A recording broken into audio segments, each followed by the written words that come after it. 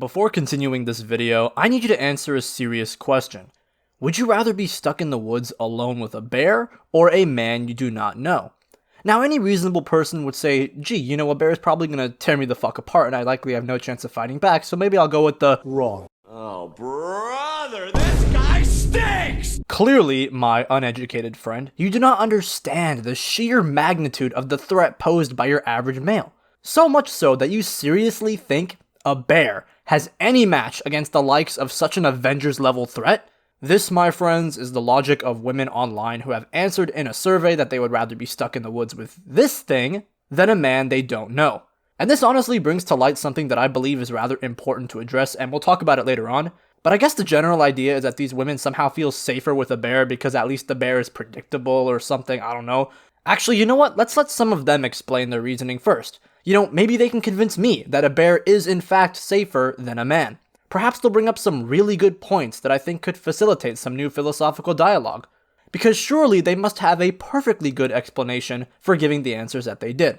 So let's hear it. Oh my gosh, have you heard of the man versus bear trend going around TikTok? It's crazy. I mean, it's not that shocking. Men are statistically way more dangerous than bears. So you're telling me you've always been way more scared of men than bears? I'm a hiker, so I've had a lot of bear encounters, but I've yet to have one that was scarier than seeing a man when I was walking alone. You're telling me that hiking is essentially more safe than walking down a street at night? That is exactly what I'm saying. Why do you think there's so many hiker girls out there? At this point, we'd rather face any critters that are out in the wilderness than a man. Honestly, you kind of have a good point. No, you don't. You brought up a statistical claim with no evidence or explanation while completely ignoring common sense. This girl is saying that a 500-pound killing machine that will turn her from a hiker into a hashtag the second it feels like it is less of a threat to her than a human male, in which in the worst case scenario, she still has somewhat of a fighting chance of surviving. Yeah, I think that's bullshit. You want to know how I come to that conclusion? Because you are in relatively close proximity to men literally all the time, especially when you go out. That apparently doesn't bother you, but you keep your distance with bears? See, this is one of these things that people just say without really thinking it through or really understanding exactly what they're talking about. And look, I get it, we've been through this before. Ooh, men in alleys at night, scary, aren't they? Yeah, you know what else is scary? Starring in the sequel of The Revenant and having a bear rip you to shreds. But oh no, a few dudes looked at you weird the past couple of years and all of a sudden the whole gender is out to get you?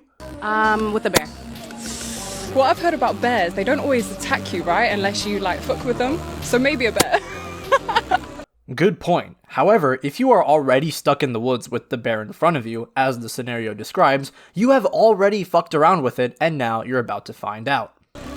Depends what man, but probably a bear. The average man, lady, the average man. Not Michael fucking Myers, not the Joker, an average man and an average bear. That's all the question is asking. Now some people will say, well, it depends on what kind of bear it is, as if that would change the outcome for 90% of the women in this scenario. Look, I know about the saying, if it's brown, get on the ground, if it's black, fight back, and if it's white as the president, you're gonna get heaven sent.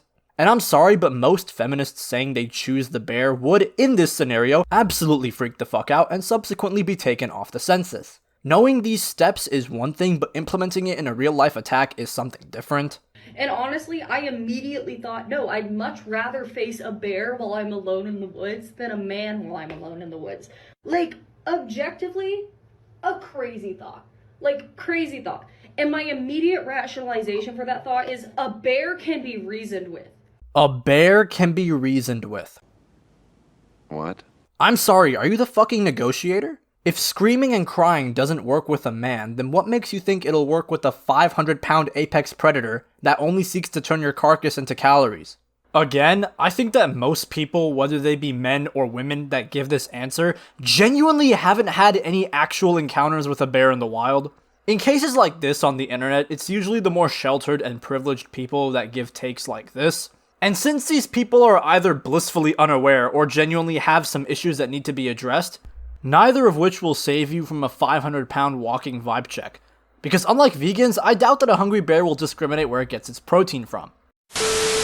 Allow me to break it down for you. I'm just going to use a brown bear as a comparison because that seems to be the one the scenario goes with. The average female brown bear weighs between 300 to 800 pounds, and the average male around 400 to 1200.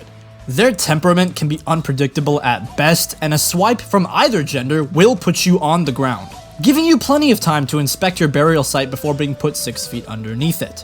If you think you can outrun or outclimb it, then you're so delusional you might as well try it anyway, just to let natural selection run its course.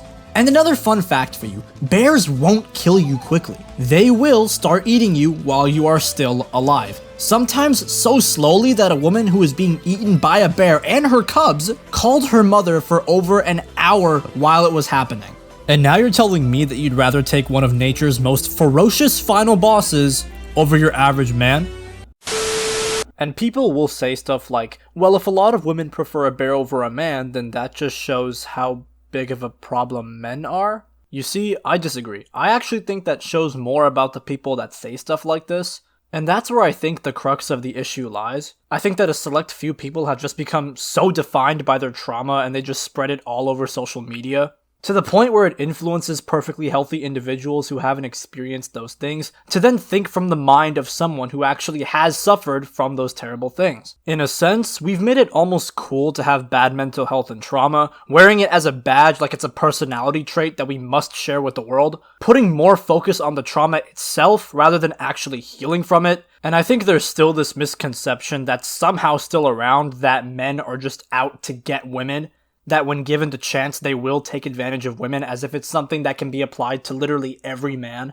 The fact that, sure, it isn't all men, yet all men have to face the consequences as if they were the creeps, is honestly one of the reasons men are just checking out altogether. I promise you, as much as the feminists and social media want to convince you, men as a whole are not out to get women. We aren't out to hurt you, and I'd say the same is true for women. The 5% or so of men in society who are actual psychopaths and pieces of shit have done some very bad things. However, I think we've reached the point where that argument can't even be used anymore to justify unresolved trauma because you have extrapolated the behaviors of those 5% to the rest of the male population in order to induce this fear-mongering. And you're then spreading it to other people who haven't had those experiences, which just makes everybody hate each other and treat each other like they've done those things. This irrational paranoia where both sides are constantly looking over their shoulder.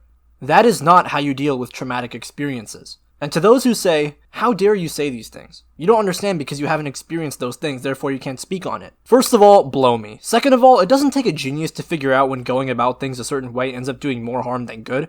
Men and women today have never been more scared, more hateful, and less trusting of each other, and it's only going to get worse the more we demonize one particular side. Thanks for watching. I'll see you in the next one.